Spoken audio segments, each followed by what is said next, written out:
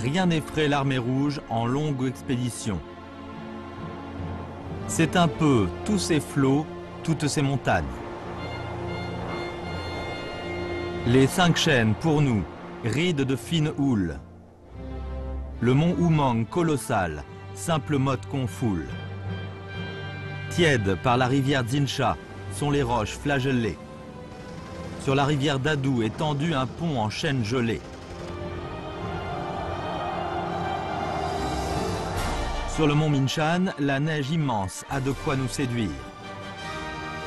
Les 3 armées passées, se répand le sourire.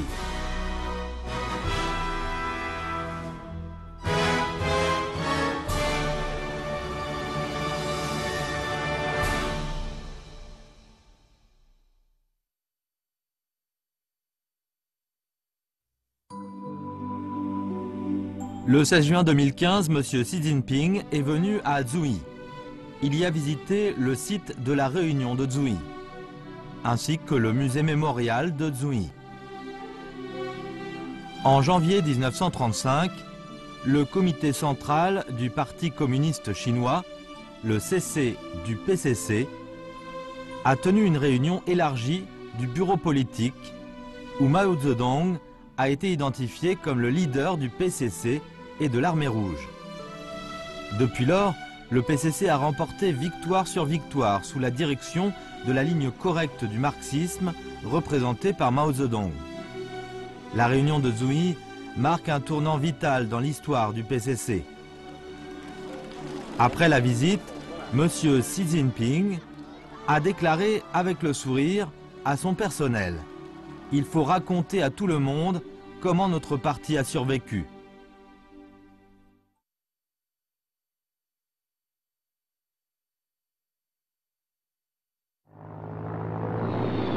En octobre 1934, à cause de la défaite du 5e contre-encerclement, l'armée rouge centrale était obligée de quitter les zones soviétiques centrales et commencer la longue marche. Après plus d'1 mois de combats dans des régions variées, l'armée rouge centrale a aussi réussi à percer 3 lignes de blocus de l'armée du Kuomintang et est venue en amont du fleuve Xinjiang dans le Guangxi. Elle traversait le fleuve Xinjiang et marcherait le long du fleuve Xinjiang vers le nord afin de se joindre au 2e groupe d'armées. Chiang connaissait les intentions de l'armée rouge. Il a commandé de diriger plus de 400 000 soldats puissants des 25 divisions de l'armée centrale et l'armée du Hunan, Guangdong, Guangxi de se hâter sur les rives du fleuve Xinjiang pour constituer la 4e ligne de blocus. Il a déployé ses troupes dans le but, dit-il, d'anéantir l'armée rouge dans des zones à l'est du fleuve Xinjiang et de la rivière Lijiang.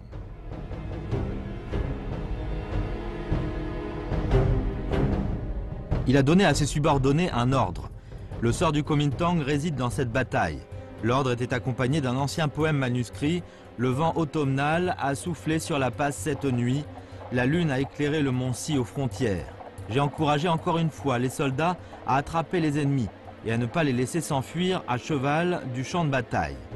D'où se voit sa détermination à anéantir l'armée rouge sur la rive est du fleuve Xinjiang.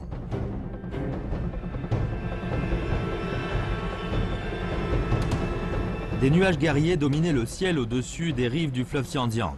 L'armée rouge centrale s'affrontait à l'épreuve la plus difficile après le départ de la longue marche. Le 27 novembre 1934, l'avant-garde du 1er groupe d'armées de l'armée rouge a traversé le fleuve Xinjiang et a occupé la zone de Jiaoshanpu et affrontera l'armée du Hunan qui descendait vers le sud. Le 3e groupe d'armées de l'armée rouge défendait fermement la zone de Guanghuapu pour empêcher l'armée du Guangxi de s'avancer vers le nord. Dans la zone entre Jiaoshanpu au nord et Guanghuapu au sud, les 1er et 3e groupes d'armées de l'armée rouge ont frayé un chemin des dizaines de lis de long pour les troupes suivantes de traverser le fleuve Xinjiang. À ce moment-là, les colonnes du comité militaire sont déjà arrivées dans la ville de Wenshe, à 160 lis seulement de l'embarcadère Jieshou, qui était le plus proche. En général, elles pouvaient y arriver en 2 ou 3 jours. Mais elles ont mis 5 jours cette fois. 我呢是在三军团，我们已经突破4道封锁线了，但是中央纵队跟不上，还离我们大概最少5天路，因此前面我们要等他们5天。这最大的问题就是过湘江。为了等他们过，那怎么办呢？就死打。我们这个等的部队是死打。我们这个双桂的师呢，师长呢，带了一个团啊，去配合我们一军团的1师、2师，去担任建水方面阻击。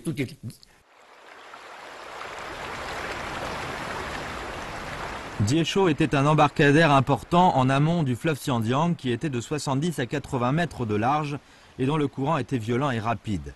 Il y avait un ancien temple consacré au ciel, à la terre et à l'eau qui prend aujourd'hui le nom de hall de l'armée rouge près de la rivière. Le poste de commandement de l'armée rouge de la traversée de la rivière s'est installé ici.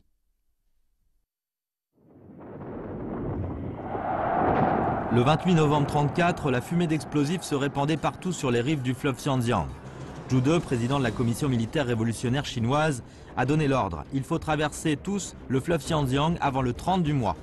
À ce moment-là, les colonnes du comité militaire étaient encore à 100 lis de l'embarcadère du fleuve Xianjiang. Le 29, des combats ont éclaté.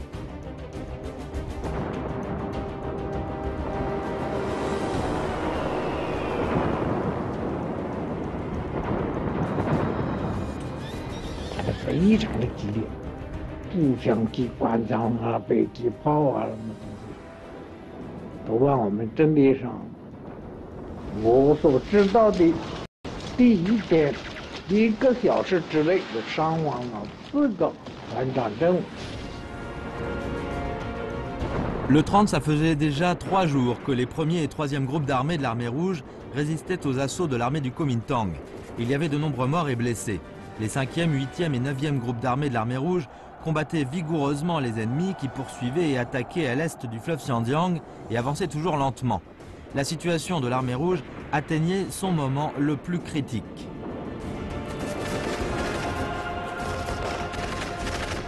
En pleine nuit, un télégramme a été envoyé à Zhu De.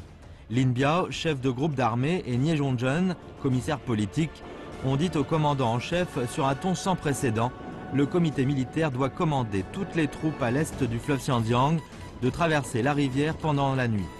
Ce télégramme, d'un ton supérieur envoyé par ses officiers subalternes, a profondément surpris Zhu De, ce qui montrait que les soldats au front de la ligne de défense de Xianjiang avaient fait tout ce qu'ils pouvaient.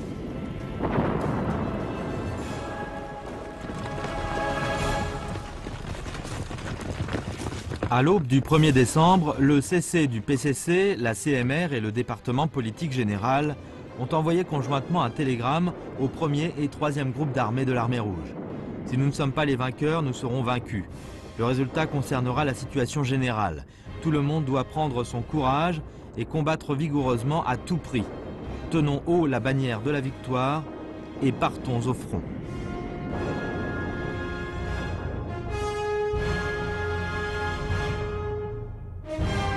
Au petit matin, le fleuve Xianjiang était couvert de brouillard. Les colonnes du comité militaire sont enfin arrivées à l'embarcadère Jieshou et traversé les unes après les autres le fleuve Xianjiang sous le bombardement des ennemis. Les coups de feu, bombardements et les combats à mort ont retenti sur les rives du Xianjiang. L'histoire se souviendra à jamais de cette journée. C'était le 5e jour de la bataille de Xianjiang et aussi le jour le plus tragique dans l'histoire de combat de l'armée rouge. À 4 heures de l'après-midi, les colonnes du comité militaire et les grandes troupes de l'armée rouge ont finalement traversé le fleuve Xianjiang.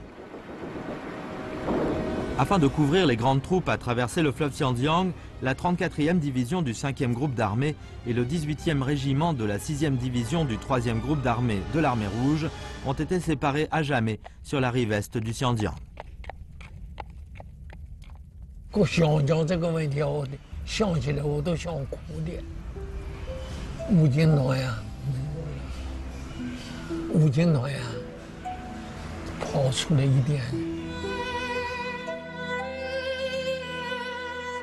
我想讲的时候啊，我们真正有个师啊，搞掉了。 C'est un nom qui mérite d'être retenu. Chen Shuxiang. Comme la 34e division de l'armée rouge n'a pas pu traverser le fleuve Xinjiang, il était encerclé par des ennemis. Chen Shuxiang, général de division, était grièvement blessé au ventre et capturé comme il était dans le coma. Quand il s'est réveillé, des ennemis le portaient sur un brancard pour chercher la récompense. Chen Shuxiang a sorti ses intestins par la blessure et les a déchirés. Il s'est sacrifié sur le champ à l'âge de 29 ans. La majorité absolue des 5000 soldats de la 34e division de l'armée rouge ont ensanglanté le champ de bataille et 6 soldats seulement ont survécu jusqu'à la fondation de la Chine nouvelle. Le 18e régiment de l'armée rouge a été séparé sur la rive est du Xinjiang. Et la plupart des soldats se sont sacrifiés héroïquement en raison de leur nombre inférieur à celui des ennemis.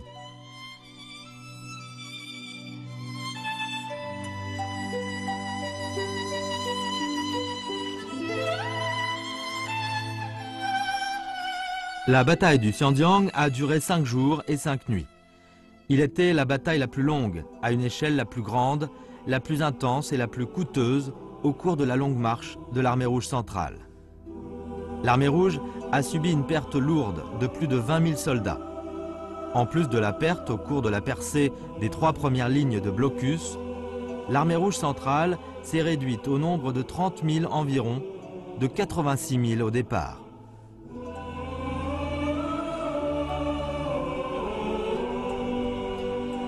La rivière torrentielle sanglotait. Depuis lors se répandait une telle phrase dans le local. On ne boit pas l'eau du fleuve Xinjiang pendant 3 ans et ne mange pas de poisson du fleuve Xinjiang pendant 10 ans. Les lourdes pertes ont mené les officiers et soldats de l'armée rouge dans une confusion profonde.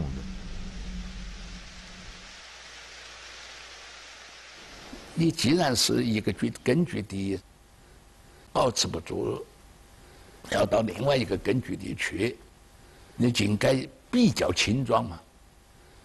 结果呢是把所有的什么，比如说那时候报纸的印刷机啊，印钞票的钞票机，兵工厂的机器，甚至于这个钢铁的收到的东西都带到走。为了应付这个全军通过，那么这个战斗部队就比较紧张啊，就过得快哦。可这个中央总队啊，就过得很慢啦、因为什么？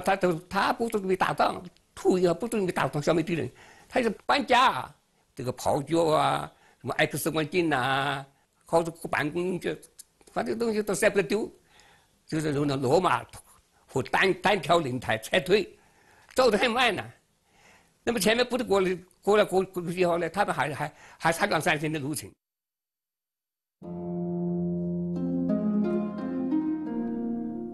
On a subi de lourdes pertes dans la bataille du Xinjiang, ce qui a beaucoup touché les dirigeants du PCC et de l'armée rouge. L'interrogation des officiers et soldats sur le faux commandement militaire s'est progressivement répandue. En tant que responsable général du PCC, Bogu, à l'âge de 27 ans, était presque désespéré. La responsabilité dans la bataille du fleuve Xinjiang pesait sur lui, comme une pierre énorme. Il a même levé son pistolet et visé sa tempe. Nie Zhongzhen l'a vu et lui a enlevé son pistolet en lui disant « Attention au feu ».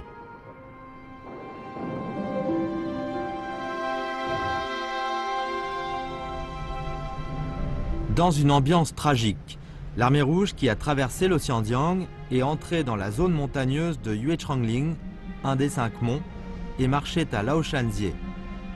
La troupe en marche tirait un énorme point d'interrogation. Semble-t-il, où allons-nous? Les soldats se demandaient. Qu'est-ce que nous ferons pendant l'étape suivante? Les chefs de régiment et de division se demandaient aussi. Tous les dirigeants réfléchissaient sur l'avenir de l'armée rouge.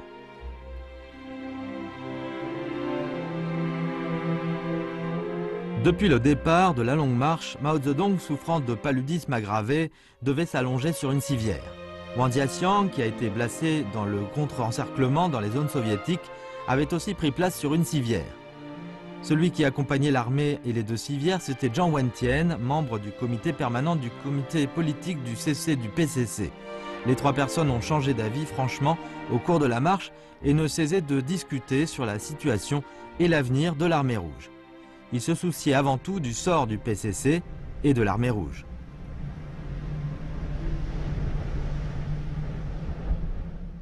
现在为什么不打胜仗？拼消耗，动手投机，这个东西是打不过人家的。敌强我弱，我们小米加步枪怎么能够这个打呢？你走堡垒，你这个东西攻不破嘛，你没有炮啊东西，所以球都没去对，所以这样子文天就受影响了，他就看中了力量。 他现在要开中央前会，要反对这个立德这个军事路线的时候，没有一批人走非常不行的。王家强就同毛主席提出来说，这样下去不行了，一定要改变指挥。李德和博古他们应该下台。Au pied du mont Luomang, dans le bourg de Xianxi, dans le district de Trongdao, de la province du Hunan, il y avait un ancien institut de l'ethnie Dong, construit sous la dynastie des Qing. Il s'appelait Institut Gongchang. Le 12 décembre 1934, les responsables du comité central du PCC y ont tenu une réunion d'urgence qui était la fameuse réunion de Trongdao. Mao Zedong a dit que selon les télégrammes interceptés et déchiffrés de l'armée ennemie, Chiang Kai-shek avait constitué 4 lignes de blocus sur le chemin que l'armée rouge avait dû passer pour avancer vers le nord et avait disposé l'ordre de bataille de poche.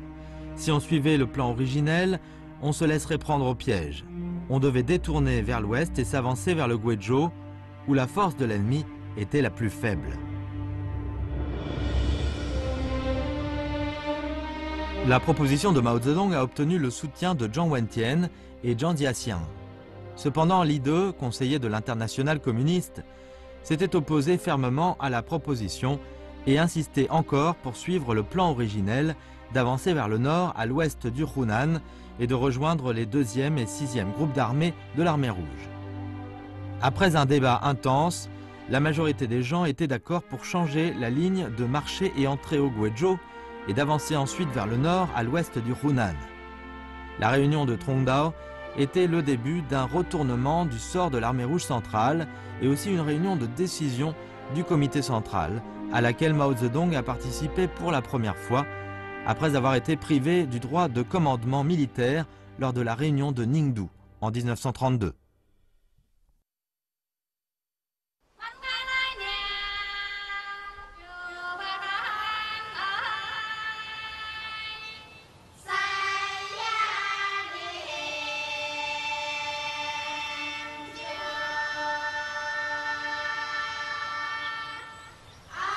Le Guizhou se situe au sud-ouest. C'est une région où se réunissent plusieurs ethnies et aussi la zone dominée par le Kuomintang où sa force était faible. Après être détournée au Guizhou, l'armée rouge centrale a occupé avec succès la ville de Liping. 四川部队和云南部队战斗力都比较强，最弱的、最好打的是贵州部队。他们这个三省的部队有共同的特点。 都是2支枪，一支是步枪，一支是烟枪，抽大烟的烟枪。 Liping était une ville assez prospère à la jonction du Hunan et du Guizhou. Cette ancienne rue, comme ses deux bouts étaient plus hauts et elle était sous forme d'un poteau, a pris le nom de Tiaodzie. Il y avait une belle architecture du style Hui dans la rue Tiaodzie, où s'est tenue une réunion du bureau politique du comité central du PCC le 18 décembre 1934. Au cours de la réunion, Bogu a refait la proposition d'avancer vers le nord à l'ouest du Hunan et de se joindre au 2e et 6e groupe d'armées de l'armée rouge.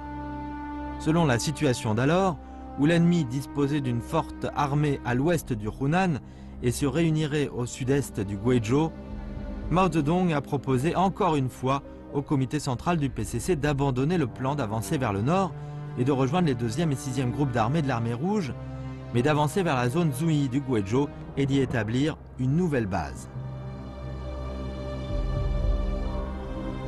Les deux opinions étaient complètement opposées et le débat était intense. Finalement, le bureau politique a accepté la proposition de Mao Zedong et a adopté la décision sur la stratégie et la politique du bureau politique du CC du PCC. Après la réunion, Zhou Enlai a envoyé la décision traduite à Li De, qui n'avait pas participé à la réunion car étant malade. Li De s'est mis en colère. Il a interrogé Zhou Enlai sur son changement de décision. Fan Zhenbiao, garde de Zhou Enlai, a vu cette scène. Il se rappelle en 1978. C'était le soir, il parlait en anglais et se querellait vivement. Le Premier ministre, Zhou Enlai, a fait des reproches à Li De. Il a frappé la table et la lampe à pétrole a bondi et s'est éteinte. C'était très rare que le Premier ministre se mette en colère aussi vivement.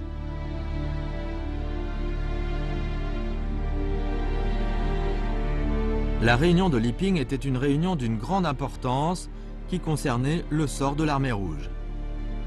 La proposition correcte de Mao Zedong a été adoptée. Ainsi, on a répondu à la question cruciale et imminente d'orientation d'action de l'armée rouge et éviter le risque d'une défaite totale. Le dernier jour de l'année 1934, l'armée rouge centrale est venue sur la rive sud de la rivière Wujiang, houleuse. La rivière Wujiang, ou Tianjiang dans les temps anciens, était connue comme barrière naturelle dans le monde pour son courant violent et rapide, ainsi que pour ses nombreuses plages et vallées étroites. À ce moment-là, Li De ne voulait plus avancer, car la défaite du Xinjiang, il y a un mois, lui faisait peur. Il disait que la rivière Wujiang était probablement une autre fleuve Xinjiang, et qu'on devait payer cher si on voulait le traverser. Il a proposé de se retourner et de rejoindre les 2e et 6e groupes d'armées de l'armée rouge et obtenu en cela le soutien de Bogu. Dans cette situation, le bureau politique du CC du PCC a tenu une autre réunion. À Hochang de Wen'an, sur la rive sud de la rivière Wujiang, il y avait une architecture carrée, particulière, d'un style tibétain, qui était connu comme un sceau, où le bureau politique du CC du PCC a tenu la réunion de Hochang. Dans la réunion, la proposition fausse de Bogu et Li De a été rejetée.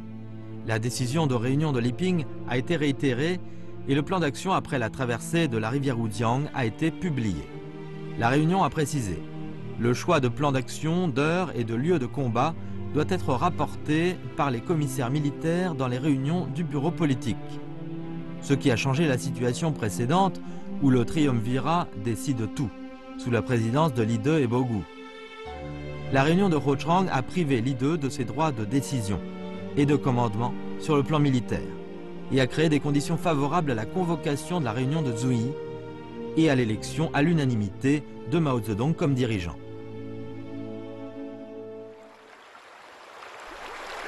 Le premier jour du nouvel an 1935, le combat de traverser la rivière Wujiang a commencé. Gambiao, à l'âge de 26 ans, était le chef du 4e régiment de l'armée rouge. Il a été ordonné d'organiser les troupes de traverser la rivière Wujiang par l'embarcadère Jiangdiehe. Il se souvenait encore de la bataille des dizaines d'années plus tard.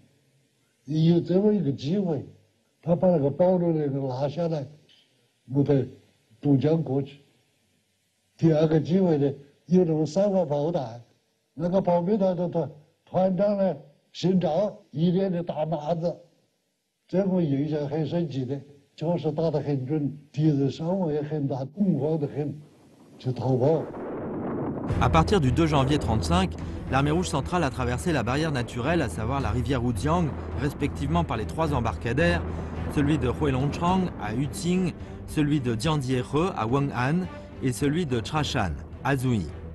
Des centaines de milliers de soldats de Chiang Kai-shek qui traquaient l'armée rouge ont été laissés dans les zones à l'est et au sud de la rivière Oudian. Le 7 janvier 1935, l'armée rouge centrale a gagné la ville de Zhuyi par stratégie. Le 9, les colonnes du comité militaire sont entrées dans Zhuyi. Les forces principales de l'armée rouge ont immédiatement déployé des troupes. Le premier groupe d'armée de l'armée rouge occuperait la passe Loshan et Trongze au nord de Zhuyi. Le troisième groupe d'armée de l'armée rouge stationnerait à Daobaoshui au sud de Zhuyi, la rive nord de la rivière Oudian et les autoroutes menant à Guiyang. Le 9e groupe d'armée de l'armée rouge stationnerait à Metran au nord-est de Zhuyi.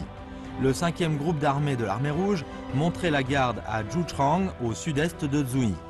Les gardes de l'armée rouge assumeraient la mission de garder la ville de Zhuyi. Après être entrés dans la ville, les troupes de l'armée rouge se sont immédiatement engagées dans le travail de masse. À l'époque, les gens de Guizhou menaient une vie dure sous l'exploitation cruelle et la pression des seigneurs de guerre. Les pauvres étaient appelés personnes sèches, ce qui signifiait qu'ils étaient privés de tout. Huang Zhen, chef du département de la communication du 5e groupe d'armée de l'armée rouge, a peint des peintures vivifiantes des personnes sèches au cours de la marche. L'arrivée de l'armée rouge a rapporté de l'espoir aux masses. Actuellement, les slogans et les comptines exposés dans le musée nous feraient entendre la chanson joyeuse des masses, il y a 80 ans.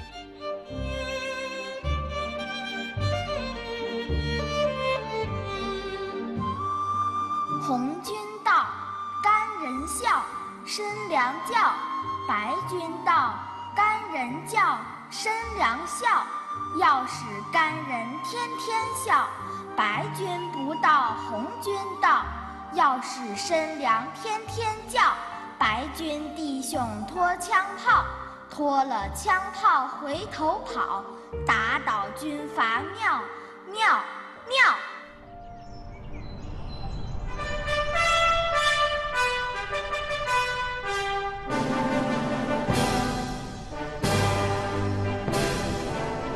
Voici le collège numéro 11 dans la ville de Zhuyi.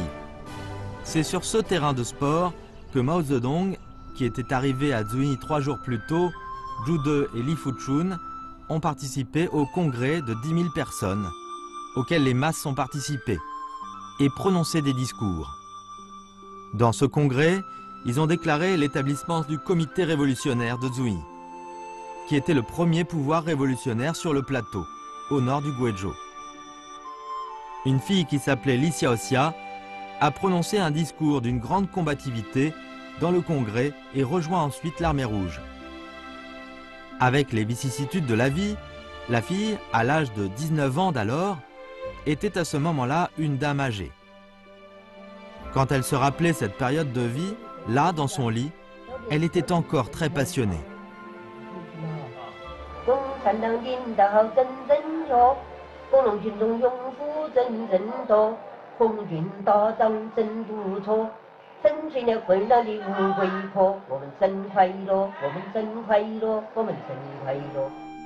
En 12 jours, plus de 4000 personnes ont rejoint l'armée rouge. Des mouvements révolutionnaires de masse ont eu lieu. Et l'armée rouge s'est beaucoup enrichie sur le plan de la main-d'œuvre et du matériel depuis la longue marche. 宗教的这些类型转化，比较大的城市还是随你，有了大米饭吃了，有了蔬菜呀、萝卜啊、白菜呀，有福音老百姓给我们部队营的送，解决一些生活上的问题。干革命了，没有老百姓不行。